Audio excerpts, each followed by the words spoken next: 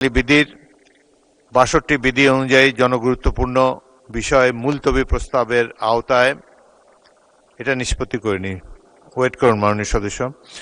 জরুরি মুলতবি প্রস্তাবের আওতায় প্রাপ্ত নোটিশের সিদ্ধান্ত সংসদকে অবহিত করব। নোটিশটি দিয়েছেন ঢাকা ৫ থেকে নির্বাচিত মাননীয় সংসদ সদস্য মোহাম্মদ কামাল হোসেন। তার নোটিশে নিম্নরূপ বিষয়ে মুলতবি প্রস্তাব দিয়েছেন। দেশে হাম রোগের সংক্রমণ বৃদ্ধি প্রসঙ্গে জনগুরুত্বপূর্ণ সম্পন্ন মুলতবি প্রস্তাব। মাননীয় সদস্যের বিষয়টি জরুরি জনগুরুত্ব সম্পন্ন। এ বিষয়ে একটি নোটিশ ৭১ বিধিতে গৃহীত হয়েছে। এ বিষয়ে ৭১ বিধিতে গত ৬/৪/২০২৬ তারিখে মাননীয় সংসদে মাননীয় মন্ত্রী সংক্ষিপ্ত বিবৃতি প্রদান করেছেন। অতএব কার্যপ্রণালী বিধি ৬৩ বিধি অনুসারে নোটিশটি মুলতবি প্রস্তাব আকারে গ্রহণ করা গেল না বলে দুঃখিত। জি মাননীয় সদস্য, আপনার কি পয়েন্ট অফ অর্ডার? কোন বিধিতে? এখন থেকে বিধি উল্লেখ করবেন, কোন বিধিতে পয়েন্ট অফ অর্ডার বলুন। মাইক দেন ওনাকে। মাননীয় স্পিকার, আমাকে সুযোগ দেওয়ার জন্য আপনাকে ধন্যবাদ এবং আমি আমার নির্বাচনী এলাকা সিরাজগঞ্জ ৪ উল্লাপাড়া সলঙ্গার জনগণকেও ধন্যবাদ জানাচ্ছি এখানে কথা বলার সুযোগ দেওয়ার ব্যবস্থা করার জন্য।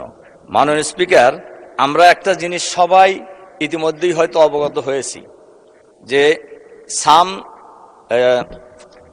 নাদিম নামে এক ব্যক্তি ফেসবুকে সরকারের কিছু পরামর্শও দিয়েছে, সমালোচনা করেছে। সেই সমালোচনা বিএনপি জামাত উভয়কেই করেছে এবং তার এই ফেসবুকের স্ট্যাটাসের দিয়েছে, কি বলে, শেয়ার দিয়েছে একজন সাউদা সুমি নামে এক নারী।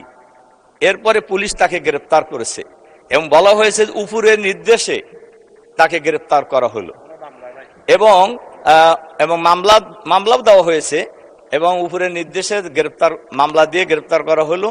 আমার প্রশ্ন হলো, এমনি সমালোচনার মধ্যে ছিল তেলটাকে সে বেশি গুরুত্ব দিয়েছে।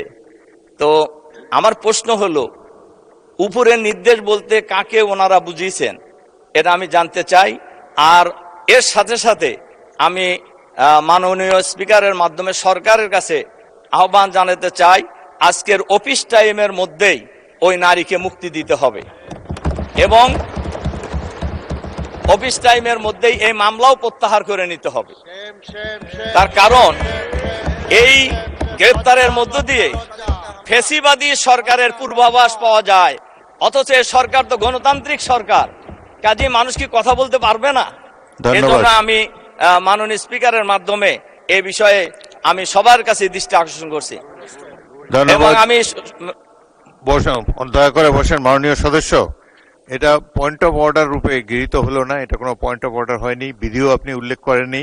তবুও যেহেতু আপনি বিষয়টি বলেছেন, আমাকে বিরোধী দলীয় নেতা এই বিষয়ে আমার সাথে যোগাযোগ করেছেন, এই সমস্যাটি সমাধান করার জন্য চেষ্টা করেছি। এইভাবে আলটিমেটাম সংসদে বসে বাইরে রাজপথে যেটা দেওয়া যায় সংসদে এটা দেওয়া তো সম্ভব নয় এবং বিধি অনুসারে আপনি প্রয়োজন হলে প্রস্তাব আকারে নিয়ে আসবেন।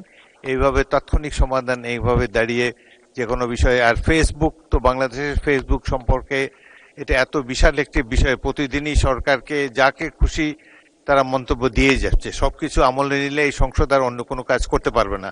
তবুও মাননীয় বিরোধী দলের নেতা আমাকে বিষয়টি জানিয়েছেন, আমরা বিষয়টি খেয়াল করছি। এ ব্যাপারে আমরা প্রয়োজনীয় ব্যবস্থা গ্রহণ করার উদ্যোগ গ্রহণ করব। ধন্যবাদ। বসেন।